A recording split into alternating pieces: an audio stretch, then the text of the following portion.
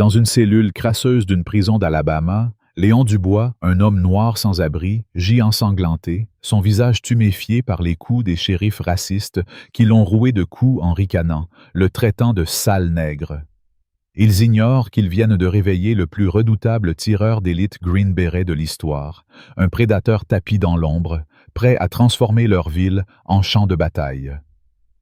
Si vous êtes révolté par l'injustice et la corruption, si vous croyez en la justice face à l'oppression, criez « Liberté » dans les commentaires et likez pour soutenir Léon dans son combat contre la tyrannie. L'ombre d'un prédateur dans l'obscurité. Le soleil d'Alabama brûlait comme une fournaise, transformant l'asphalte fissuré derrière une station-service délabrée en un miroir de chaleur ondulant. Léon Dubois, un colosse d'1,85 m, fouillait un conteneur à ordures, ses mains calleuses triant les détritus avec une précision de soldat. Son manteau usé, un vestige d'un surplus militaire, pendait sur ses larges épaules, cachant un réseau de cicatrices gagnées dans les jungles et les déserts du monde entier. La sueur perlait sur sa peau noire, goûtant sur un tas de canettes écrasées et d'emballages moites. Il trouva un sandwich à moitié mangé, l'inspecta avec un pragmatisme de survivant et le glissa dans un sac plastique récupéré plus tôt. C'était sa vie désormais. Survivre, loin des jours où ses mains fermes tenaient un viseur de sniper plutôt que des ordures. Un grondement sourd déchira l'air humide, le ronflement d'un moteur diesel approchant. Léon ne leva pas les yeux, ses oreilles cartographiant déjà le bruit. Un véhicule lourd, probablement un SUV, ralentissant à 20 mètres, pneus crissant sur le gravier. Les portières s'ouvrirent, des bottes touchèrent le sol avec l'arrogance paresseuse d'hommes qui se croyaient maîtres des lieux. Léon continua de fouiller, ses doigts frôlant une canette cabossée, mais sa vision périphérique capta l'éclat d'un insigne sur un uniforme kaki. Le danger l'avait trouvé, comme toujours dans cette ville maudite. « Eh bien, regardez-moi ça », lança une voix traînante chargée de mépris sudiste. « On a chopé un charognard. » Le shérif Henri Moreau s'avança, une silhouette imposante au crâne rasé, sa mâchoire taillée dans le granit. Ses lunettes de soleil miroitées reflétaient de la lumière aveuglante, masquant des yeux que Léon savait froids et cruels. 3 adjoints l'entouraient, leurs sourires acérés comme des lames de rasoir, mains posées sur leurs holsters, avides d'une excuse pour dégainer. L'un d'eux, un maigrelet à la barbe clairsemée, nommé Dubois, ironie cruelle du nom, cracha du jus de tabac sur le bitume, frôlant de justesse les bottes usées de Léon. L'air s'épaissit, une tempête se préparant en plein jour. Léon se redressa lentement, sa silhouette imposante se dépliant, avec une dignité silencieuse qui contrastait avec ses haillons. Il croisa le regard de Moreau à travers les lunettes miroitées, sans dire un mot. Le silence était son bouclier, une habitude forgée après des années à esquiver l'attention, depuis que l'armée l'avait abandonné. « Qu'est-ce qu'un clochard crasseux comme toi fait ici ?» demanda Moreau, sa voix dégoulinante de moquerie. « Tu voles dans les poubelles des honnêtes gens ?» Léon répondit calmement, sa voix basse et mesurée. « Je ne fais que passer. » Chaque syllabe était calculée. Ses mains visibles, paumes ouvertes, conscient qu'un geste pouvait être transformé en menace. Les adjoints ricanèrent, mais le sourire de Moreau s'élargit, révélant des dents jaunies par des années de cigares bon marché. « Passé, hein ?» Il s'approcha, sa masse projetant une ombre sur Léon. « T'as rien à faire ici, garçon. Ce n'est pas ta jungle. » Le mot « garçon » claqua comme une gifle, délibéré, venimeux, destiné à faire mal. Léon serra les mâchoires, mais son visage resta un masque impénétrable. Il avait entendu pire, dans les tranchées et les ruelles, de la part d'ennemis étrangers comme locaux. Les adjoints resserrèrent leur cercle, leurs bottes raclant l'asphalte comme des loups autour d'une proie. « On dirait qu'il cache quelque chose », dit l'adjoint maigrelet, Dubois, en désignant le sac plastique pendant au bout des doigts de Léon. « Qu'est-ce qu'il y a là-dedans? Des trucs volés? » Avant que Léon ne puisse répondre, Moreau arracha le sac, le déchirant avec un grognement. Le sandwich tomba, suivi d'une photo froissée qui voleta jusqu'au sol. C'était une vieille image, aux bords usés, montrant une jeune femme noire au sourire éclatant, son bras autour d'un Léon adolescent, en uniforme militaire impeccable. Clara, sa sœur, disparue depuis 5 ans dans un accident de voiture non résolu. Une enquête que la police n'avait jamais pris la peine de mener.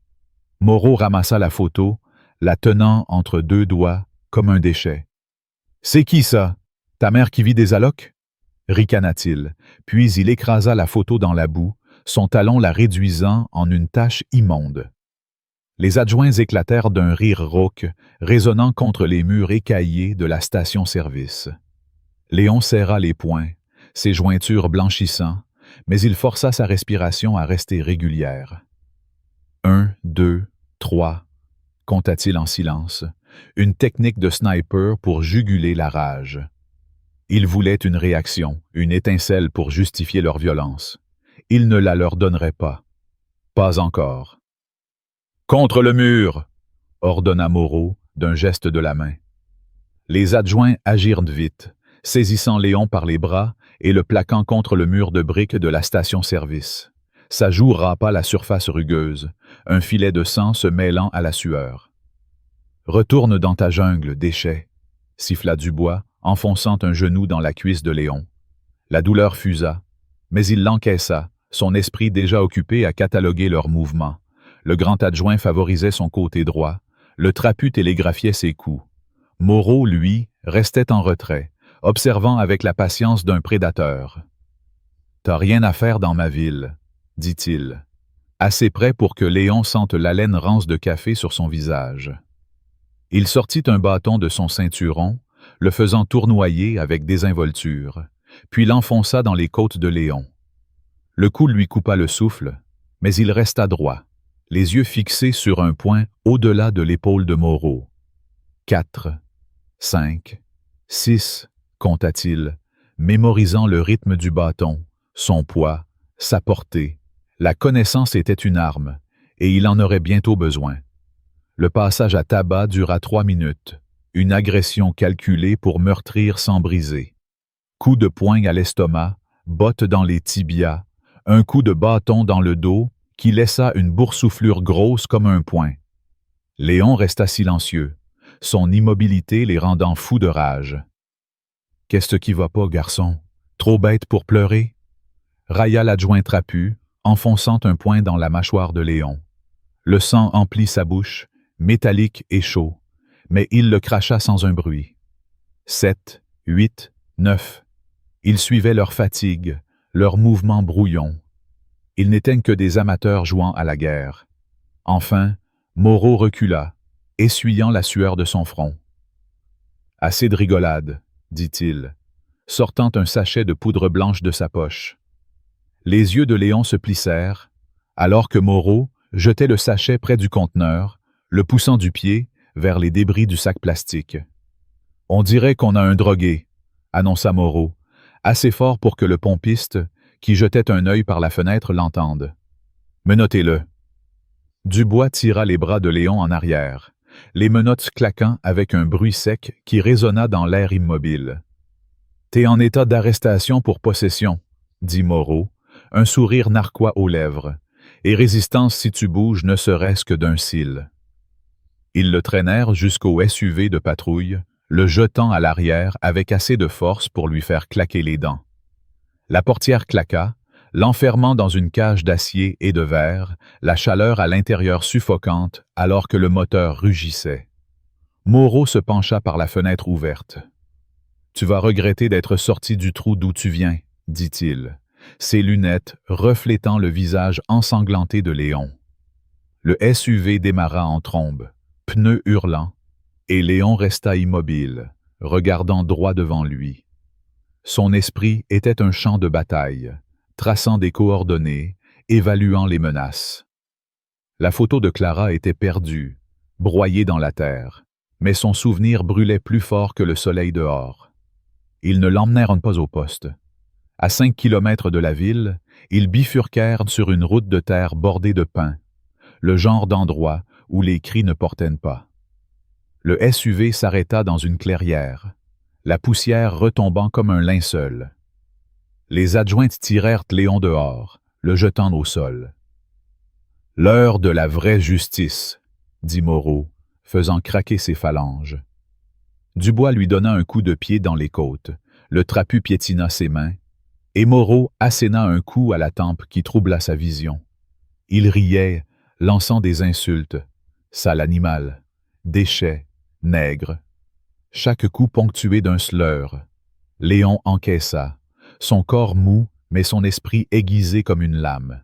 10, 11, 12. Il comptait chaque coup, cartographiant leur position, leur schéma. Dubois s'approcha trop près, sa botte frôlant la hanche de Léon. C'était l'ouverture. Dans une poche coussue dans la doublure de son manteau, Léon gardait un fin crochet de serrure, un vestige de ses jours de Green Beret. Alors qu'il se tournait pour prendre une bière dans le SUV, il le libéra d'un mouvement subtil, travaillant les menottes derrière son dos. Clic. Le métal céda, silencieux comme un murmure. Ils ne remarquèrent rien. Quand il se leva, essuyant la terre de ses genoux, Moreau aboya. « Reste à terre, garçon !» En se retournant, juste au moment où Léon s'élançait dans les arbres. Des cris éclatèrent. Des bottes martelèrent le sol derrière lui. Mais il était un fantôme dans les broussailles, zigzaguant entre les pins, avec la grâce d'un homme qui avait échappé à des escouades de la mort dans des jungles plus denses. Des coups de feu retentirent. Les balles éraflant les branches, mais il ne s'arrêta pas. Sa jambe brûlait, ses côtes hurlaient, mais il plongea dans l'ombre du crépuscule, disparaissant. Dans la clairière, Moreau jura, frappant la terre où Léon avait été. « Trouvez ce fils de pute !» rugit-il, saisissant sa radio. « On a un fugitif, criminel noir dangereux, armé et agressif. Drogues trouvées à la station-service. » Le mensonge se répandit comme une traînée de poudre. Au crépuscule, tous les flics du comté traquaient Léon Dubois. Des affiches avec son visage placardé sur les poteaux téléphoniques. Le mot « recherché » en rouge sanglant. Ils pensaient te l'avoir brisé, humilié jusqu'à la soumission. Ils se trompaient. Dans les bois, Léon s'accroupit, sa respiration régulière, ses yeux froids, brillant d'une détermination mortelle. Ce n'était pas une fuite. C'était le premier coup d'une guerre qu'ils ignoraient avoir déclenchée. Mais l'injustice ne s'arrêta pas là. Alors que Léon disparaissait dans les pins, une vieille femme nommée Marie, une sans-abri qui avait vu l'arrestation depuis l'ombre de la station-service, tenta de s'interposer. Elle avait crié, sa voix frêle mais vibrante de colère. « Laissez cet homme tranquille, il n'a rien fait. » Dubois, avec un rictus cruel, l'avait poussé brutalement au sol. Le craquement de son poignet brisé résonna dans l'air, son cri de douleur étouffé par les rires des adjoints. Il l'avait laissée là, gémissante, son bras tordu, du sang coulant de son front où elle avait heurté le bitume. Cette image, une vieille femme sans défense, brisée pour avoir osé parler, était une étincelle de plus dans le brasier de rage qui consumait Léon. Il l'avait vue, impuissant, depuis les arbres, et son cœur s'était serré. Marie, qui partageait parfois une boîte de conserve avec lui près d'un feu de camp, n'était qu'une victime de plus du système pourri de Moreau. Ce n'était pas seulement une attaque contre lui, mais contre tous ceux que cette ville avait oubliés, écrasés sous le poids de la haine raciale et de la corruption. Léon atteignit une usine abandonnée à 3 kilomètres à l'ouest, un squelette rouillé de l'ère industrielle, ses fenêtres brisées et béantes comme des orbites vides. Il s'y glissa par un trou dans la clôture, le métal accrochant son manteau mais pas son attention. L'air à l'intérieur était vicié, lourd de poussière et d'une odeur d'huile rance. Les rayons d'étoiles perçaient le toit, illuminant un cimetière de machines. Des tapis roulants figés, des tuyaux tordus, une presse d'acier capable d'écraser une voiture. Léon navigua dans ce labyrinthe avec précision, son esprit cartographiant les issues et les goulots d'étranglement. Ce n'était pas juste un refuge, c'était un champ de bataille en attente.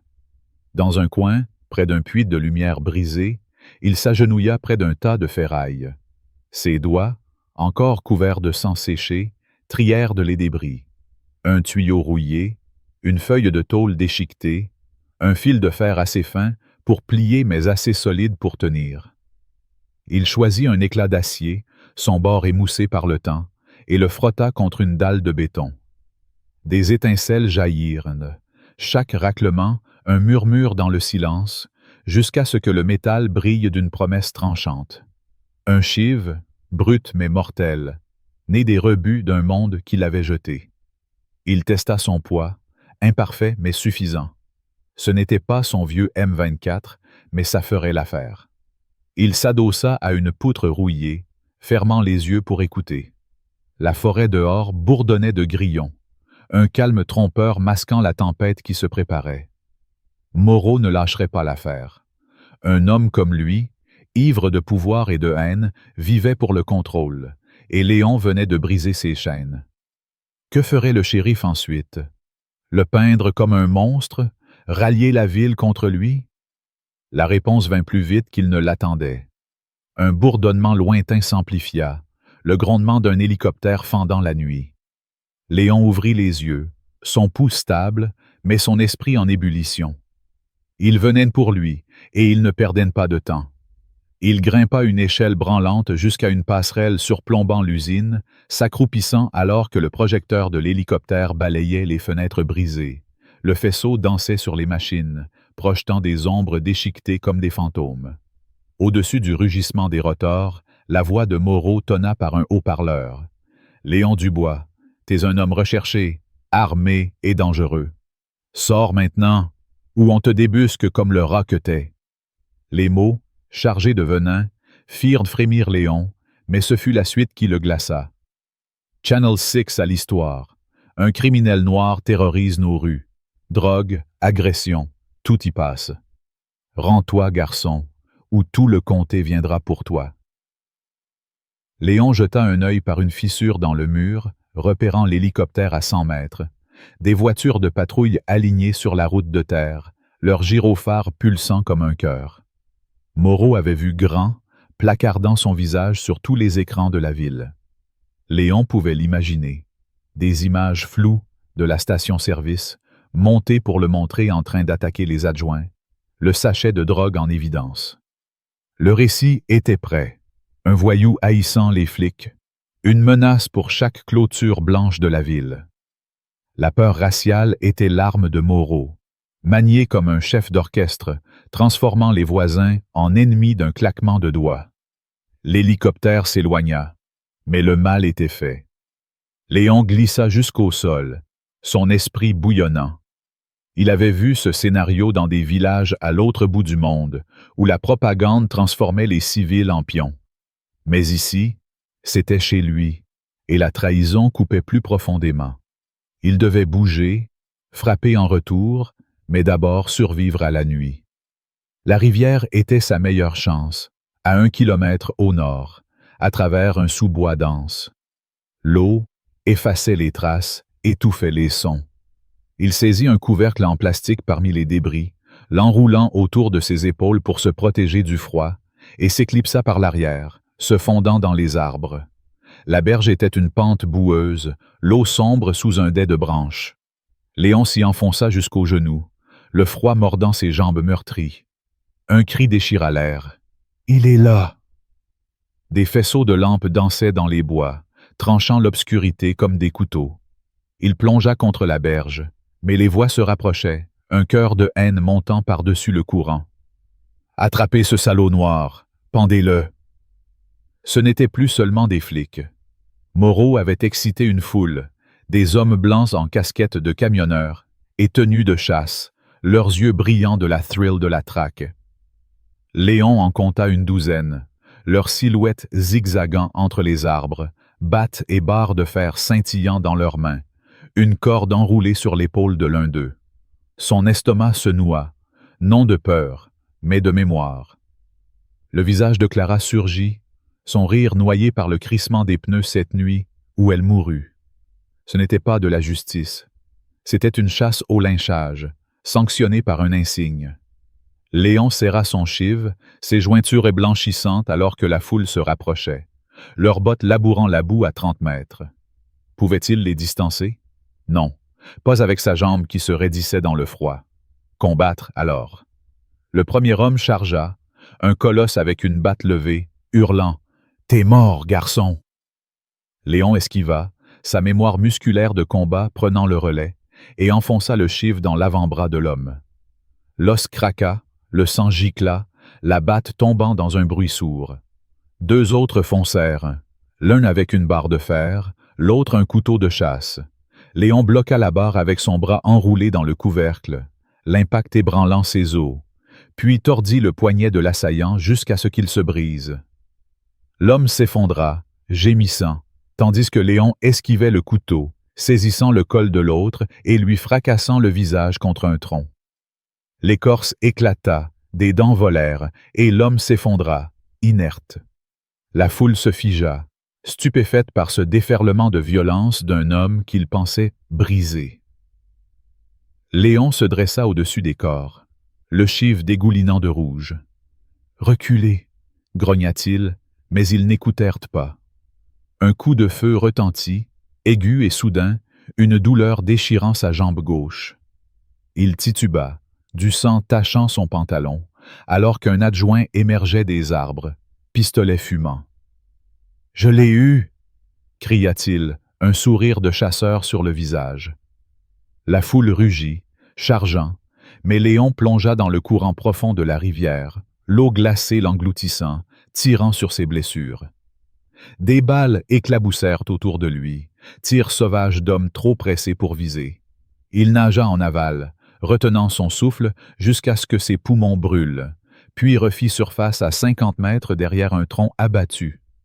Les lumières de la foule dansaient sur la berge, leurs jurons s'estompant alors que la rivière l'emportait. Il se hissa sur la rive boueuse, haletant, sa jambe un désastre pulsant. Il pensait de l'avoir fini, un animal blessé laissé pour mort. Imbécile. Léon rampa dans un fourré, arrachant un morceau de son couvercle pour bander la blessure. La balle avait effleuré son mollet, salissant mais non mortel. Il lui fallait une aiguille, du fil, quelque chose pour refermer. Une cabane de pêcheurs se dressait à 100 mètres, son toit affaissé à peine visible dans l'obscurité. Il boita jusqu'à elle, forçant la porte d'un coup d'épaule, et trouva une boîte à pêche rouillée. Une ligne de pêche et un hameçon. Pas idéal, mais ça ferait l'affaire. Assis sur le plancher pourri, il stérilisa l'hameçon avec une allumette, puis recousit la plaie, mordant sa lèvre alors que la douleur fusait, blanche et brûlante. Chaque pointe était une promesse. Moreau paierait, et cette ville saignerait pour ça. Dehors, l'hélicoptère bourdonnait à nouveau, son projecteur balayant les bois. Léon resta tapi, son esprit clair comme le cristal. Il l'avait piégé, chassé, tiré dessus, tout ça à cause de la couleur de sa peau. Mais il n'était pas une proie. Il était le prédateur qu'ils avaient réveillé, et ce n'était que le début. Alors que la nuit enveloppait les bois d'Alabama, Léon jura en silence que la justice viendrait, même si elle devait être forgée dans le sang. Si vous êtes enragé par l'injustice infligée à Léon, par la brutalité de Moreau et la trahison de cette ville, criez « Liberté » dans les commentaires et likez pour soutenir son combat. Que se passe-t-il quand un homme brisé décide de transformer ses bourreaux en proie? L'aube perçait à peine l'horizon d'Alabama, une lueur pâle et malade rampant sur les pins trempés de rosée, mais Léon Dubois, tapi dans l'ombre d'une usine désaffectée, n'avait pas dormi. Son souffle était régulier, chaque inspiration un calcul, chaque expiration un serment de vengeance. La douleur dans sa jambe gauche, où une balle avait mordu la chair, pulsait comme un tambour de guerre, mais il l'ignorait, ses yeux froids fixés sur un éclat de lumière filtrant par une fenêtre brisée. La nuit précédente, il avait échappé à une chasse au lynchage orchestrée par le shérif Henri Moreau, un tyran raciste dont la corruption pourrissait cette ville jusqu'à l'os. Il l'avait battu, humilié, accusé à tort de trafic de drogue, et avait osé profaner la mémoire de sa sœur Clara en écrasant sa photo dans la boue. Pire encore, ils avaient brisé Marie, une vieille femme sans abri, pour avoir osé défendre Léon, son poignet fracturé résonnant encore dans sa mémoire comme un cri de guerre. Maintenant, il pensait te l'avoir acculé, un animal blessé traqué par des affiches recherchées, placardées sur chaque poteau. Il se trompait. Léon n'était pas une proie. Il était un prédateur, un ancien Green Beret dont les mains avaient éteint des vies dans des coins du monde que ces brutes ne pouvaient imaginer. Dans l'obscurité, il affûtait son chive, un éclat de métal arraché aux débris de l'usine, chaque raclement contre le béton, un murmure de la tempête à venir. Moreau voulait une guerre. Il l'aurait, et cette ville brûlerait avant que Léon ne s'incline. Les flammes de la résistance. L'usine était un tombeau de rouille, ses machines mortes figées comme des statues d'un dieu oublié. Léon s'était installé sur une passerelle surplombant le sol, un perchoir d'où il pouvait voir les 4 entrées sans être vu. Son chive reposait sur sa cuisse, son bord irrégulier luisant faiblement sous les rayons de l'aube. À côté, un tas de ferraille soigneusement trié, un tuyau d'acier, une chaîne rouillée, un morceau de verre brisé attaché à un manche improvisé avec du fil de fer. Des armes primitives, indignes de l'arsenal qu'il maîtrisait autrefois, mais mortelles entre ses mains. Il avait recousu sa jambe dans une cabane de pêcheurs la nuit précédente. Chaque point de fil de pêche enfoncé dans sa chair, un vœu de faire payer Moreau. Le bandage, une bande de plastique arrachée à un couvercle, était taché de sang séché, mais la plaie tenait. Pour l'instant, c'était suffisant. Il ferma les yeux, non pour dormir, mais pour écouter. Les grillons s'étaient tus, remplacés par le bourdonnement lointain d'un moteur. Une patrouille, à 2 kilomètres, roulant lentement, probablement en train de fouiller les routes secondaires. Moreau avait déployé tout le comté, transformant chaque flic et chaque citoyen crédule en pion de sa chasse à l'homme. Léon visualisa la carte mentale qu'il avait dressée. La rivière au nord, les bois denses à l'est, la ville à 5 kilomètres au sud, grouillante de gyrophares et de haines. Il devait bouger, frapper, mais pas au hasard. Moreau était un serpent, et pour le tuer, il fallait trouver sa tanière. Un craquement dehors brisa ses pensées. Il se figea, ses muscles tendus comme des câbles d'acier. Un pas, puis un autre, léger mais maladroit, écrasant des brindilles à 20 mètres de l'entrée ouest. Pas un flic, leurs bottes étaient lourdes, arrogantes. Un civil, peut-être un chasseur de primes attiré par la récompense que Moreau avait sûrement promise. Léon glissa le chiffre dans sa manche et descendit silencieusement de la passerelle, ses pieds effleurant le sol comme un spectre. Il se posta derrière une presse rouillée, son souffle invisible, ses yeux scrutant l'entrée. Une silhouette apparut, mince, voûtée, un homme d'une 50aine d'années aux cheveux gris ébouriffés, vêtu d'une veste militaire usée. Pas d'arme visible, mais ses mains tremblaient, serrant une lampe torche dont le faisceau dansait nerveusement sur les murs. « Du bois ?» murmura l'homme, sa voix rauque, brisée par des années de tabac. « Je sais que t'es là. Je suis pas avec eux. » Léon ne bougea pas, ses sens en alerte. Un piège? Possible. Mais la peur dans la voix de l'homme semblait réelle, et il n'avait pas l'arrogance d'un homme de Moreau. Léon parla, sa voix basse, tranchante comme une lame. « Qui es-tu? » L'homme sursauta, la lampe tombant presque de ses mains. « Julien Carter, ancien du 101e aéroporté. J'ai entendu ce qu'ils t'ont fait. » Il s'arrêta, avalant sa salive. « Je connais Moreau, je sais ce qu'il cache. » Léon sortit de l'ombre, le chive à demi visible, son regard perçant Julien comme un laser. « Parle, » dit-il, sans une once de confiance. Julien recula d'un pas, levant les mains. « Pas ici. Il patrouille. Il y a un endroit, un vieux entrepôt à 3 kilomètres.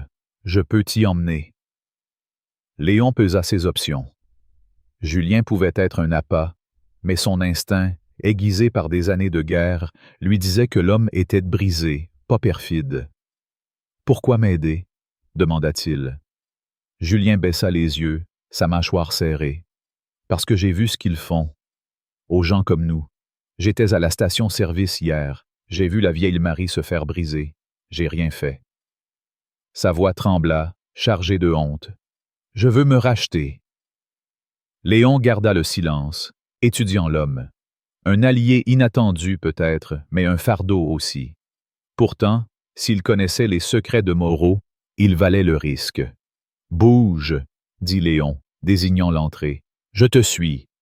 Si c'est un piège, t'es mort avant eux. » Julien hocha la tête, son visage pâle, et ils s'élancèrent dans les bois, l'aube les enveloppant d'une lumière grise. L'entrepôt était un monstre de béton effrité, ses murs couverts de graffitis et de lierre.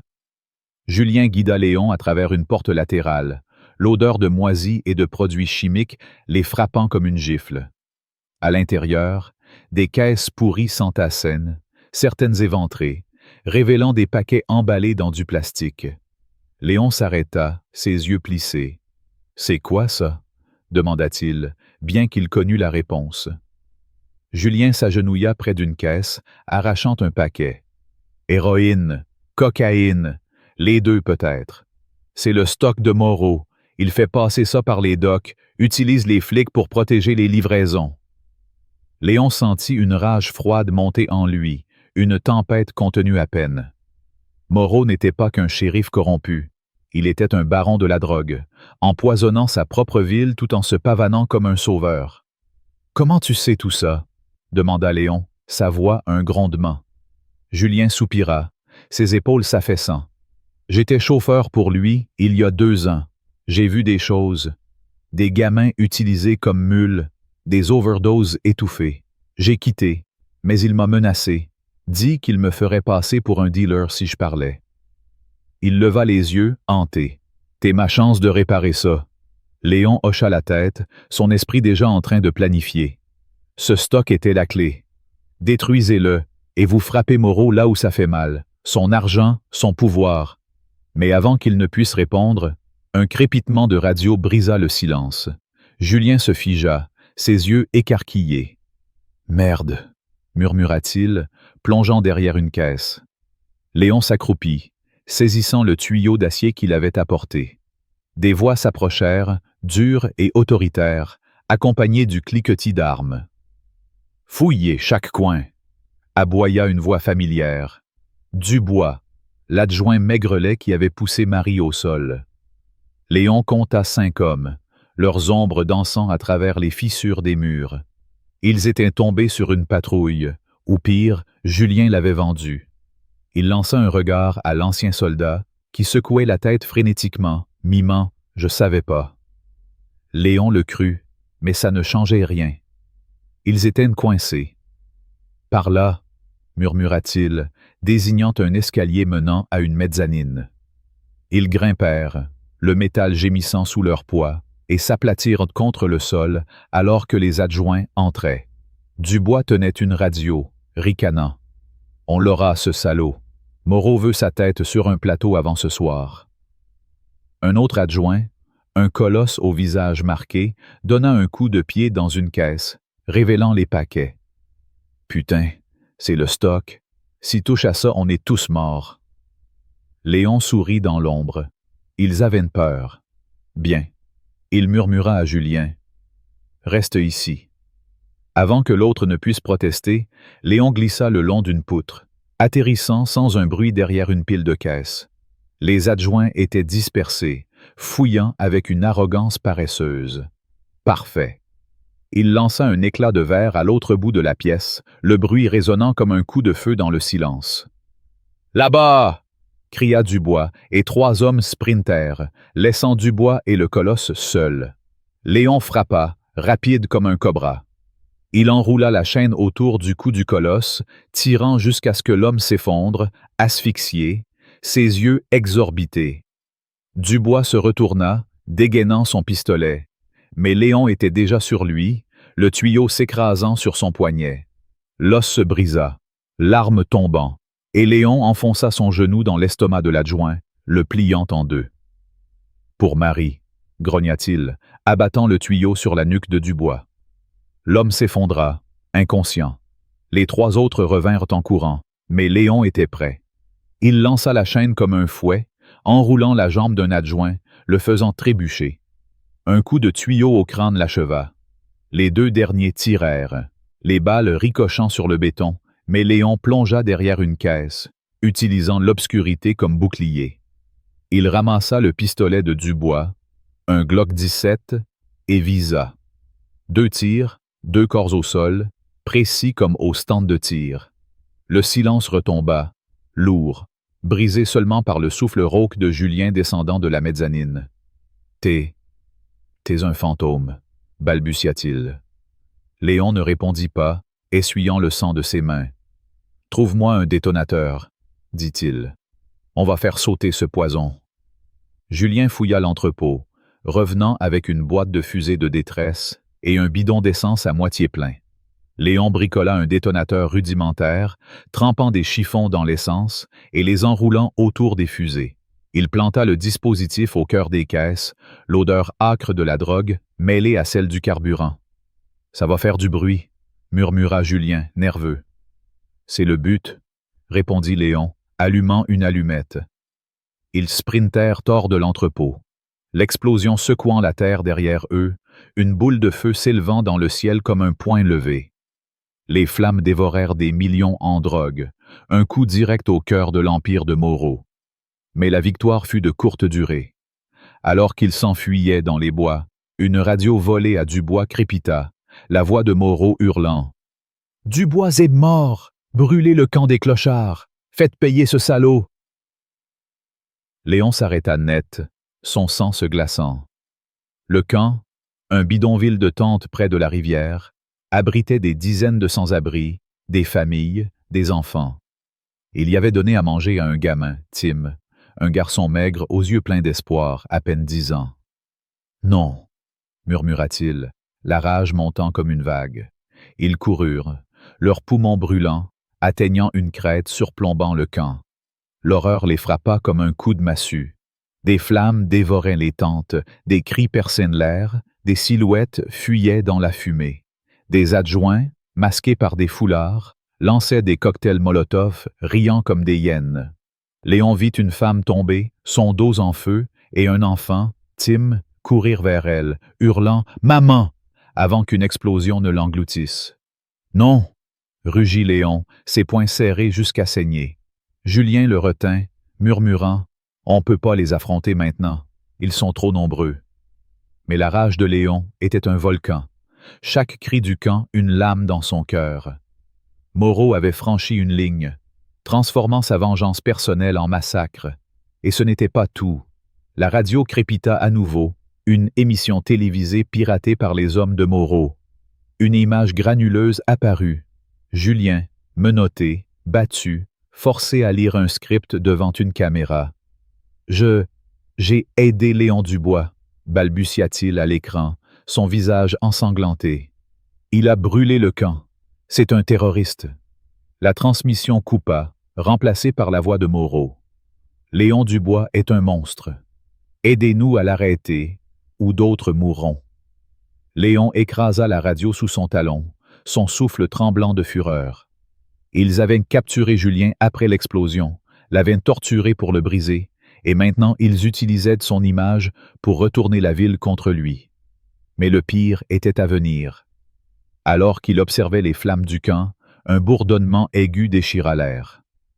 Un drone, noir et luisant, surgit au-dessus des arbres, ses capteurs clignotant comme des yeux malveillants. Léon plongea, tirant Julien derrière un rocher, mais il était trop tard. Une explosion déchiqueta le sol à 10 mètres, des éclats de métal sifflant autour d'eux. Léon sentit une douleur brûlante dans son flanc. Un éclat avait entaillé sa côte. Julien cria, sa jambe déchiquetée par un autre éclat, du sang giclant sur la terre. « Pars !» hurla-t-il, mais Léon refusa, le traînant dans un fossé. Le drone revint, ses rotors hurlant, mais Léon visa avec le Glock, un tir précis abattant l'engin dans une gerbe d'étincelles. Il banda la jambe de Julien avec un morceau de sa chemise, mais l'homme était pâle, son souffle faible. « Sophie, » murmura Julien, ses yeux vitreux. « Ma nièce, elle est avec eux. Moreau l'a prise. » Léon serra les dents, la fureur menaçant de le consumer. Sophie, la petite fille d'une amie du camp, une gamine de 12 ans aux tresses soignées, toujours un livre à la main. Moreau l'avait enlevée, un pion de plus dans son jeu tordu. Léon porta Julien jusqu'à une grange abandonnée, à 1 kilomètre du camp, le cachant sous des balles de foin. « Tiens bon, » dit-il, mais Julien s'accrocha à son bras. « Frappe-les fort, Dubois. Pour Tim. Pour Sophie.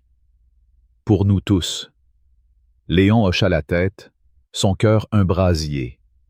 Il partit, boitant, chaque pas alimenté par une rage qui brûlait plus fort que la douleur.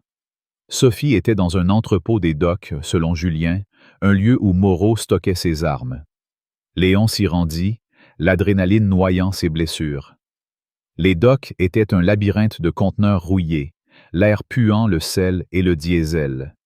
Il repéra l'entrepôt, gardé par 2 hommes en gilet tactique, des fusils d'assaut en bandoulière. Pas des flics, des mercenaires, loués par l'argent sale de Moreau. Léon rampa sous un conteneur, utilisant l'ombre comme couverture. Il neutralisa le premier garde d'un coup de chive à la nuque, rapide et silencieux, puis étrangla le second avec la chaîne. À l'intérieur, Sophie était ligotée à une chaise, ses joues striées de larmes, mais son regard défiant. « Léon !» cria-t-elle, et il trancha ses liens, la serrant brièvement. « T'es en sécurité maintenant, » murmura-t-il, mais un claquement de bottes l'interrompit. Une escouade de mercenaires entra, menée par un homme au visage couturé, un AK-47 à la main. « Fin de la partie, Dubois !» grogna-t-il. Léon poussa Sophie derrière une caisse, dégainant le Glock. Les balles volèrent, déchiquetant le bois et le métal, mais il riposta, chaque tir un coup de maître, abattant 3 hommes en 5 secondes. Le chef chargea, son AK crachant des flammes, mais Léon plongea, le tuyau d'acier s'écrasant sur le genou de l'homme. L'os céda, et un coup final à la tempe l'acheva. Mais alors qu'il tirait Sophie vers la sortie, un autre drone surgit, ses rotors hurlant. Une explosion secoua l'entrepôt, un éclat de métal frappant la jambe de Sophie. Elle cria, s'effondrant, du sang coulant de sa cuisse. Léon la porta, sprintant à travers les flammes, les balles sifflant autour d'eux. Il plongea derrière un conteneur, bandant sa blessure avec sa ceinture, ses mains tremblant de rage et de peur. Sophie gémit, ses yeux papillonnants. « Reste avec moi », murmura-t-il, mais son cœur se brisait. Il l'emmena dans une planque, une cabane de pêcheurs près des docks, et la cacha sous des couvertures. Elle était vivante, mais à peine, et chaque seconde qu'il perdait aggravait son état. Léon s'adossa au mur, le Glock vide à ses pieds, son corps un champ de ruines. Le camp brûlé, Tim mort, Julien torturé, Sophie blessée, tout ça parce que Moreau voulait le briser. Mais il n'était pas brisé, pas encore. La radio qu'il avait volée crépita, la voix de Moreau s'élevant comme un poison. « Dubois, t'es fini. Rends-toi, ou ta gamine meurt. » Léon écrasa la radio, ses yeux brûlants d'une résolution d'acier. Moreau pensait avoir gagné, mais il venait de signer son arrêt de mort. Léon se leva, ignorant la douleur, et jura que le shérif paierait, même si chaque pas le rapprochait de l'enfer. La guerre ne faisait que commencer, et il frapperait jusqu'à ce que justice soit rendue, ou jusqu'à ce qu'il tombe. Si vous êtes révolté par la barbarie de Moreau, par le massacre du camp et la souffrance de Sophie, criez « Justice » dans les commentaires et likez pour soutenir Léon dans sa quête de vengeance. Si cette histoire vous déchire le cœur, partagez-la pour que le monde sache ce qu'un homme peut faire face à l'injustice. Que fera Léon ensuite, alors que la ville s'embrase et que ses proches paient le prix de sa résistance? La nuit enveloppait les docks d'Alabama d'un voile de ténèbres, l'air lourd de sel et de sang. Léon Dubois, accroupi dans une cabane de pêcheurs délabrée, veillait sur Sophie, la petite fille d'une amie du camp, dont la jambe blessée saignait à travers un bandage de fortune. Son souffle était faible, ses yeux papillonnant sous la douleur, mais elle s'accrochait à la vie, un fragile fil que Léon refusait de laisser se rompre. Dehors, la ville brûlait sous le joug du shérif Henri Moreau, un monstre raciste qui avait transformé la chasse à l'homme contre Léon en une croisade de terreur. Le camp des sans-abri était réduit en cendres, le petit Tim et sa mère consumés par les flammes, Julien torturé et forcé à mentir à la télévision. Et maintenant Sophie, à peine 12 ans, payait le prix de la résistance de Léon. Chaque cri, chaque perte était une lame enfoncée dans son cœur, mais la rage qui bouillonnait en lui était plus forte que la douleur. Il n'était plus un homme, mais une tempête, un ancien Green Beret dont les mains, trempées de sang et de sueur, juraient de faire tomber Moreau, même si cela signifiait réduire cette ville en ruine. La radio brisée à ses pieds crachait encore les échos des mensonges de Moreau. Dubois est fini. Fini? Léon serra son chive, son regard d'acier perçant l'obscurité. Il n'était pas fini, il était la justice, et il viendrait pour eux tous. Justice dans les cendres.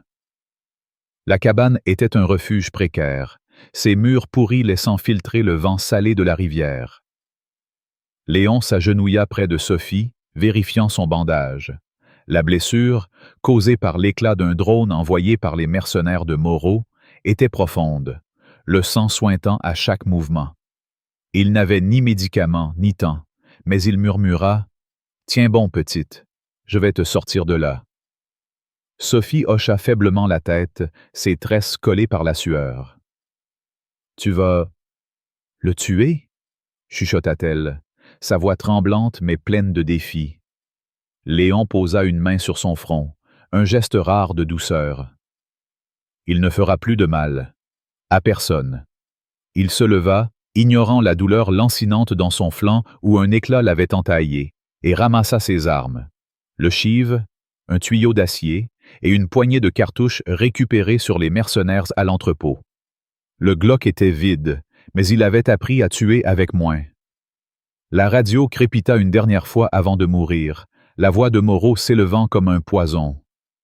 Dubois est mort dans l'explosion des docks, la menace est terminée. Léon ricana, un son froid et sans joie. Mort? Il le souhaitait. Mais ce mensonge signifiait une chose.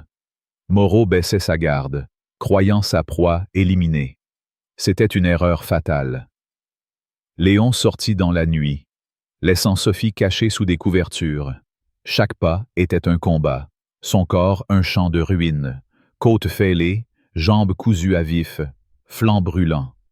Mais la rage le portait, une flamme inextinguible alimentée par les visages de ceux qui l'avaient perdue. Clara, sa sœur, morte dans un accident jamais élucidé, Marie, brisée pour avoir parlé, Tim, brûlé vif dans le camp, Julien, battu et trahi. Et maintenant, il apprenait par Julien que Moreau détenait Élise, la mère de Sophie, une femme douce qui avait autrefois offert à Léon un bol de soupe dans le camp. Moreau l'avait enlevée pour l'utiliser comme appât, ou pire, pour la sacrifier dans son théâtre de propagande raciste. Léon serra les dents, ses jointures blanchissant autour du tuyau. Élise était dans une base de mercenaires, un complexe fortifié à la périphérie de la ville, selon les dernières paroles de Julien avant qu'il ne perde conscience. Léon s'y rendrait, non pas comme un fugitif, mais comme un prédateur, et il laisserait un sillage de sang. Le complexe était un bunker de béton et d'acier, entouré de barbelés et de projecteurs. Des hommes en tenue tactique patrouillaient, leurs fusils d'assaut scintillant sous la lumière crue. Léon s'approcha par un égout à demi effondré, l'odeur fétide masquant son passage. Il rampa, le tuyau entre les dents, jusqu'à une grille sous le mur ouest. De là, il compta 10 gardes, 2 tourelles automatiques, et un hélicoptère garé sur un toit, ses rotors immobiles. Une forteresse, mais chaque forteresse avait ses failles. Il repéra un générateur ronronnant à l'arrière, alimentant les projecteurs et les tourelles. Parfait. Il glissa hors de l'égout, se fondant dans l'ombre d'un conteneur, et lança une pierre sur un barbelé. Le claquement attira un garde, un homme trapu au visage rougeau. Léon frappa, le chive s'enfonçant dans la gorge du garde avant qu'il ne puisse crier. Il traîna le corps dans l'égout, prenant son vince, son couteau de combat et un talkie-walkie. La voix dans le talkie était tendue. « Poste 3, rapport. » Léon imita un grognement, gagnant quelques secondes. Il sprinta jusqu'au générateur, planta le couteau dans un câble exposé, et l'étincelle plongea le complexe dans l'obscurité. Les cris éclatèrent, les gardes se dispersant comme des fourmis affolées. Léon en profita, escaladant un mur à l'aide d'un tuyau rouillé, puis se glissa dans un conduit d'aération. Le conduit déboucha sur une salle de stockage, des caisses d'armes empilées jusqu'au plafond. Élise était là, ligotée à un poteau, son visage tuméfié, mais son regard brûlant de défi. 2 mercenaires montaient de la garde, riant en échangeant des insultes racistes. « Cette vieille va nous rapporter gros », dit l'un, un maigre au nez crochu. Léon jaillit du conduit, le tuyau s'écrasant sur le crâne du premier, l'os se brisant comme du verre. Le second dégaina un pistolet, mais Léon lança le chive, l'arme improvisée se plantant dans son épaule. L'homme hurla, tombant, et Léon acheva le travail d'un coup de tuyau à la tempe. Il trancha les cordes d'Élise, qui s'effondra dans ses bras. « Sophie » murmura-t-elle, ses yeux pleins de larmes. « Elle est en sécurité » répondit Léon, la soutenant. Mais alors qu'il se dirigeait vers la sortie, une alarme hurla et des bottes martelèrent le couloir. Une voix tonna par un haut-parleur. « Dubois est ici! Tuez-les tous! » Léon jura. Moreau avait engagé une équipe d'élite, des tueurs internationaux, pas les amateurs locaux qu'il avait affrontés jusqu'ici. Le combat fut un carnage. Léon poussa Élise derrière une caisse, ramassant un fusil d'assaut sur un mercenaire mort. Les tueurs arrivèrent, 6 hommes en armure noire, leurs lunettes de vision nocturne luisant comme des yeux de démons. Les balles volèrent, déchiquetant le béton, mais Léon riposta, chaque tir précis, abattant 2 hommes en 3 secondes. Il plongea, roulant sous une table, et lança une grenade volée, l'explosion secouant la pièce. 3 autres tombèrent, mais le dernier, un colosse avec un lance-grenade, visa Élise. Léon chargea, le tuyau s'écrasant sur le poignet de l'homme, brisant l'arme.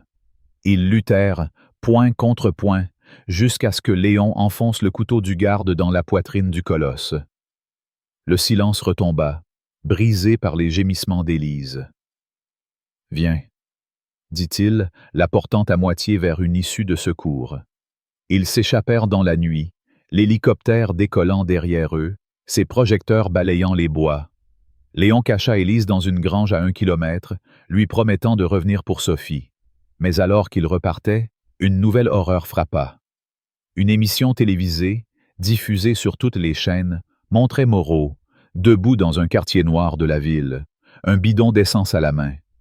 Derrière lui, des adjoints masqués encerclaient une église, ses vitraux brillant sous les flammes naissantes.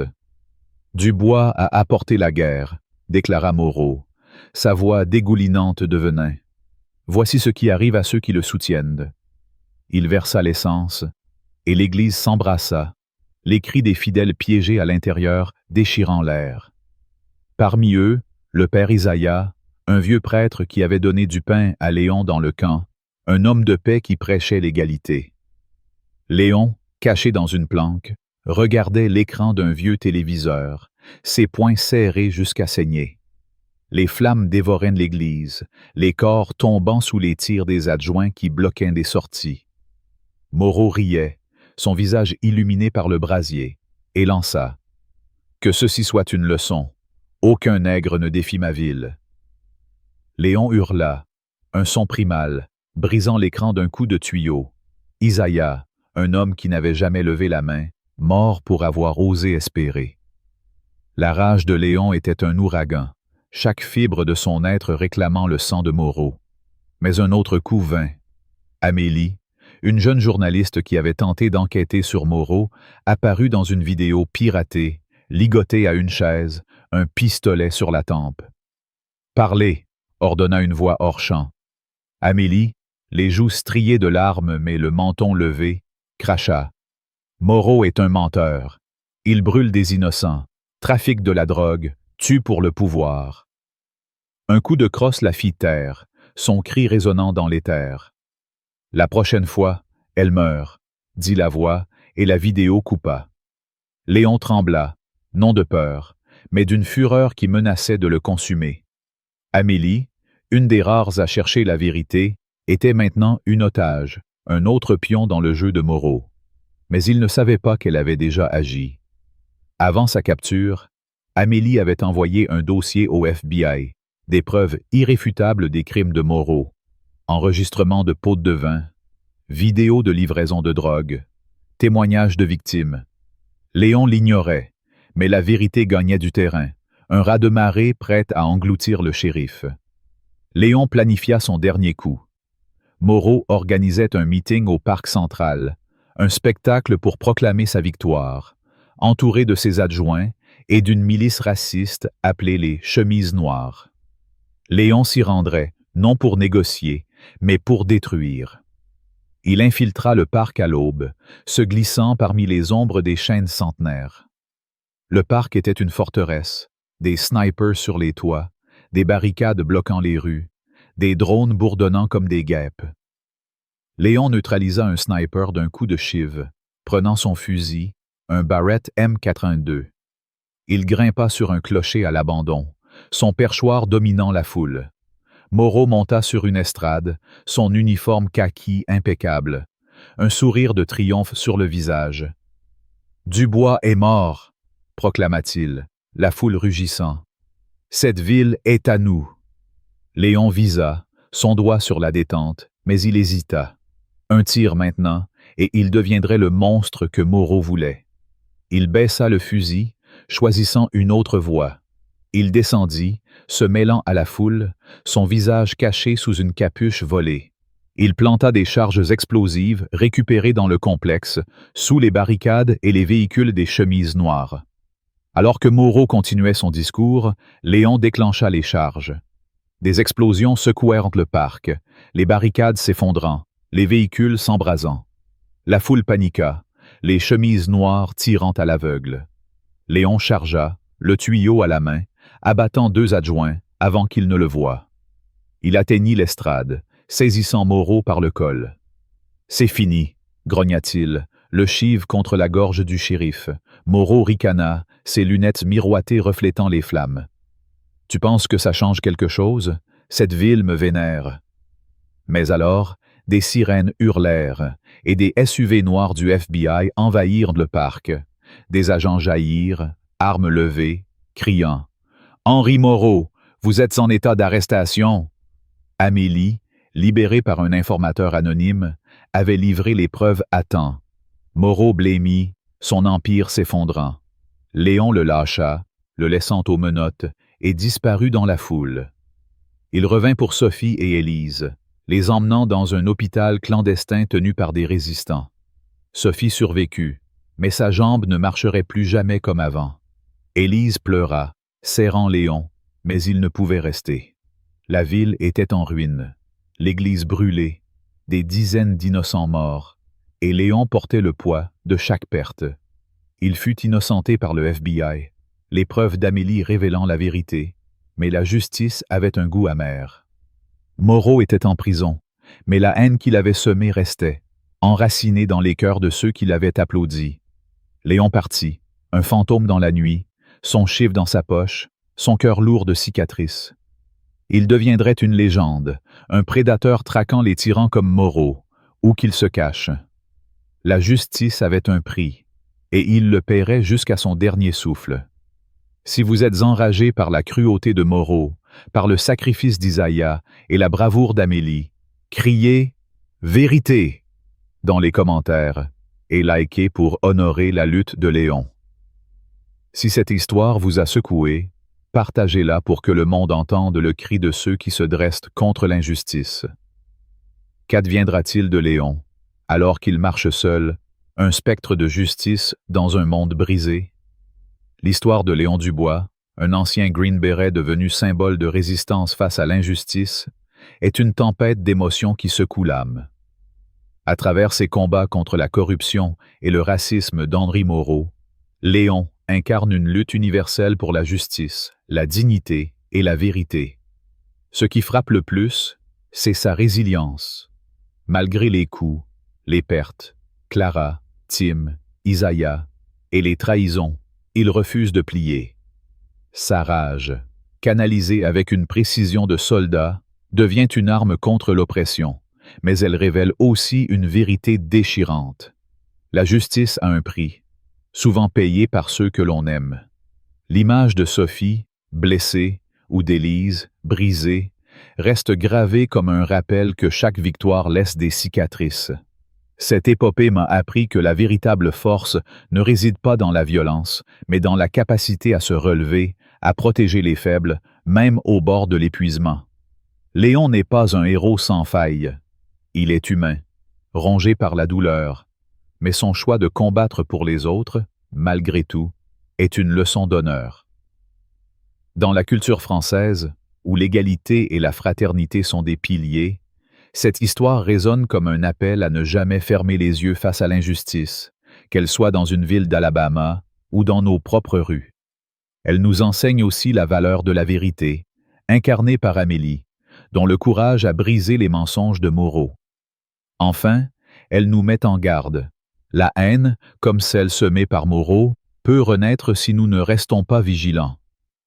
Appliquées à la vie quotidienne, ces leçons nous poussent à agir avec intégrité. Face à une injustice, même petite, un collègue discriminé, une rumeur infondée, nous devons parler, comme Marie, ou enquêter, comme Amélie. Nous devons aussi soutenir ceux qui luttent, car, comme Léon, ils portent souvent seuls un fardeau trop lourd. Enfin, il faut se souvenir que chaque acte compte, un mot, un geste, peut allumer une étincelle de changement. Si cette histoire de courage et de justice vous a touché, likez la vidéo pour honorer la lutte de Léon. Partagez-la pour que le monde entende ce cri contre l'injustice. Et abonnez-vous pour ne pas manquer la suite. Laissez un commentaire avec « Solidarité » pour montrer que vous soutenez ceux qui se battent pour la vérité. Ensemble, faisons résonner leur voix.